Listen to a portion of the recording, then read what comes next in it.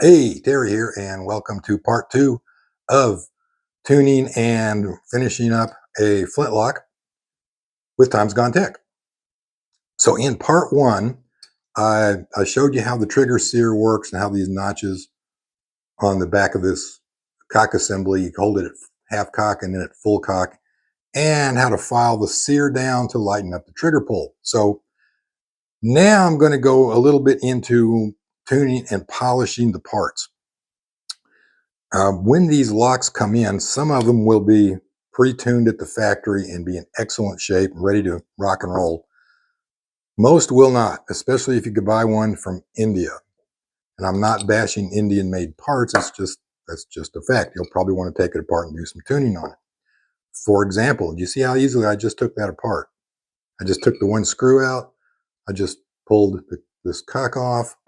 I just pulled this part out. All right. First time I did it, I had to use a screwdriver, hammer, tap it down with a hammer, and literally pry this piece off because it didn't fit right, and it had been tamped on with a hammer. Let me get this on there. It only fits one way. There, it had been tapped on with a hammer because it hadn't been filed down properly to fit. And another thing was I'll show you when I take it apart, but the threads that this piece I'm working on now screws into, it's crooked. It was threaded crooked. So yeah, this part here and this part here had been squished together with a hammer. So the only way to get them apart was I had to take a screwdriver down in here, down between this lock and in here, in between this cock and the lock plate, and pry it off. But now, after working on it,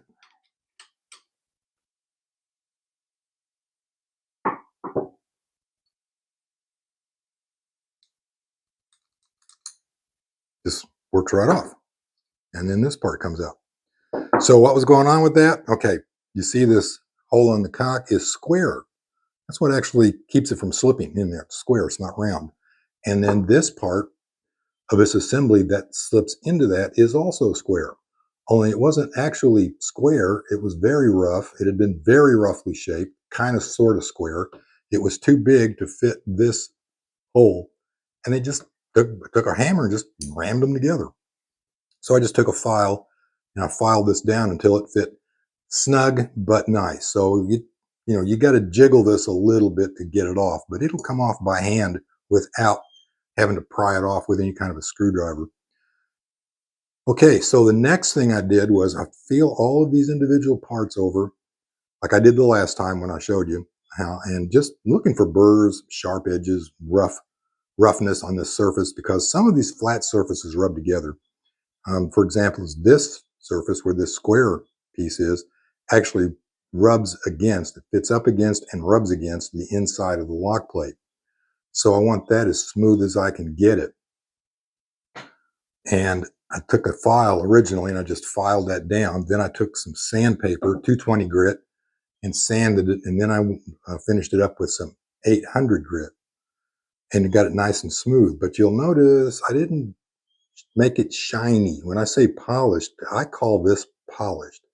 Some people don't. Some people actually take a polishing wheel and they file every little groove and scratch and mark out, and they polish it up so it's nice and shiny. And you'll notice here, if you can see, that's still got some scratch marks in it here and there, like right there, file marks from where it was originally cast and then machined. And there's nothing wrong with that. It'll actually work better if you do. I'm just not that picky, so I don't do it. There's also a risk to this that these parts are already fit together. They've already been filed and sanded on a little bit to make sure everything fits together and works.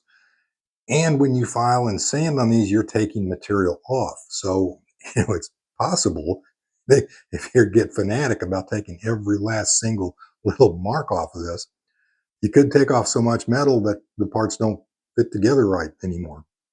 It's possible. Well, that's my story anyway.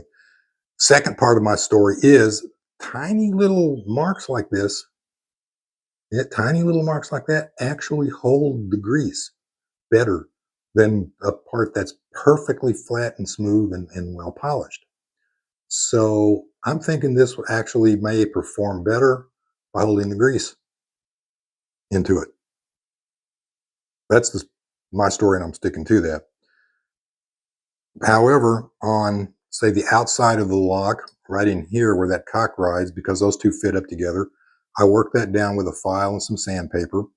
I cleaned up all of the edges. I did the same thing with this trigger sear. And then I filed the front part of the sear down a little bit to lighten that trigger pull up. And I basically did that with every part on it, which there aren't very many parts. There's 1, 2, 3, 4, 5, 6, 7, 8, 9, 10. If you don't count the screws, there's like 8 or 9 parts. If you count the screws, 14, 15 parts. So that's really about all there is to that. This spring, this is the Frizzen or hammer spring, had some really nasty, deep machining marks here and inside here, which you can see. I didn't get them all out. Again, I smoothed it down to take out most of them, but I didn't take it all out because when I file here on this, I'm actually making this thinner and I'm weakening the spring. So I cleaned it up a little so that it looks nicer, a little more shiny, but it will hold the browning and keep its spring strength.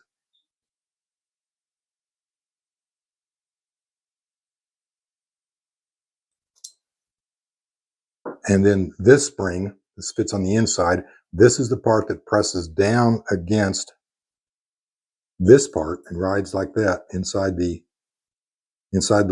lock. This part pushes down, wants to push this up.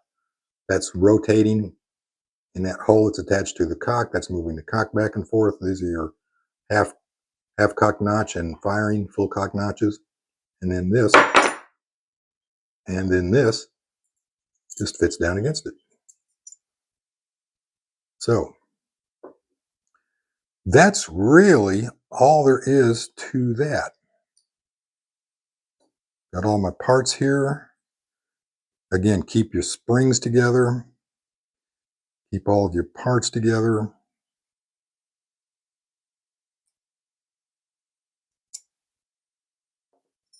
There. So now I'm going to degrease, get everything clean. And also, let me tell you a little bit about the barrel, because I did work on the barrel too. And here are those stampings on that barrel telling you what kind of metal this is and where it was made. Tells you how hard it is, the kind of steel that it is. It's a good quality gun steel. It's hardened properly and tells you exactly who made it if you want to contact them with any questions. So I ran over this with some 800 grit paper. Obviously, I'm no gloves. I'm holding it barehanded, so I haven't degreased or cleaned it yet. But yeah, I just scuffed it up a little with some 800 grit paper. Some people only go to like 320. It depends on how smooth you want the surface. Got the touch hole and tang, everything all done. So yeah, I'm going to put everything together, step out into the carport, and start working on this. And first thing you're going to need is some degreaser. You can use any degreaser you want. I'm using an industrial strength. Of course, you're going to want your plum brown. You're going to want a pair of pliers, maybe to hold stuff, maybe some wire hooks to hook into things to hold them up in the air. For these small parts, you might want to just dunk them right down into the bottle, but you might want to pour some of this stuff out into a little cup and dunk it into it. Also, you're going to want a cloth for rubbing everything down after you get it done. And it's around here, you're going to want some cotton balls to apply the plum brown with. And maybe a dust mask, maybe a respirator, fan to blow the fumes away from you. But I'll get into that when I step outside. So let's get everything cleaned and degreased, go out into the carport, and I'll start browning this stuff.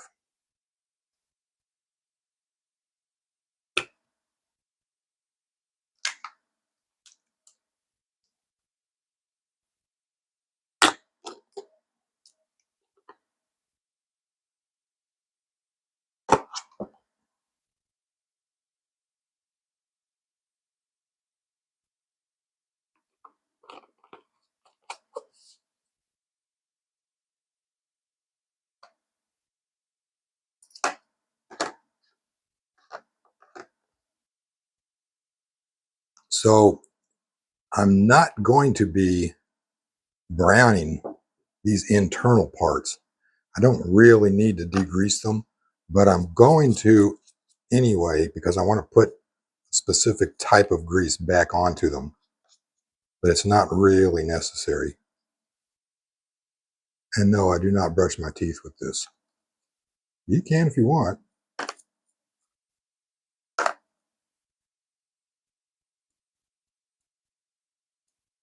And after you get this degreased, you just wash it off with a little water, wipe it dry, and call it done. And you can soak these. Some people say you got to soak it for half an hour or 45 minutes and 16 seconds minimum precisely. No, you don't. BS. Well, I mean, it depends on how dirty the thing is, I guess, how greasy it is.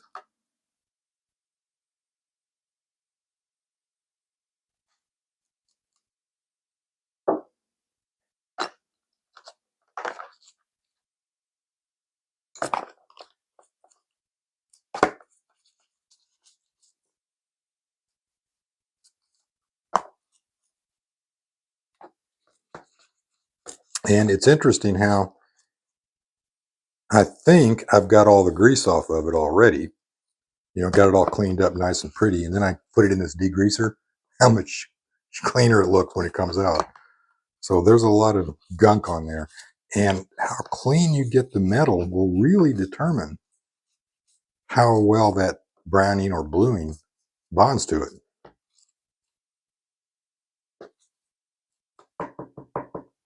Okay, up here, I'm going to take these over to the sink and rinse them off one at a time.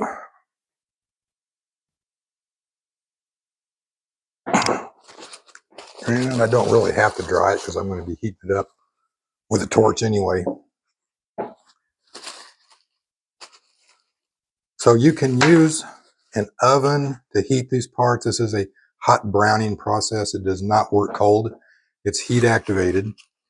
The cold process is better, I've heard, but I've used the cold process once and it was still looking good at 10 years when I sold the gun many, many years ago. So I don't know, we'll find out.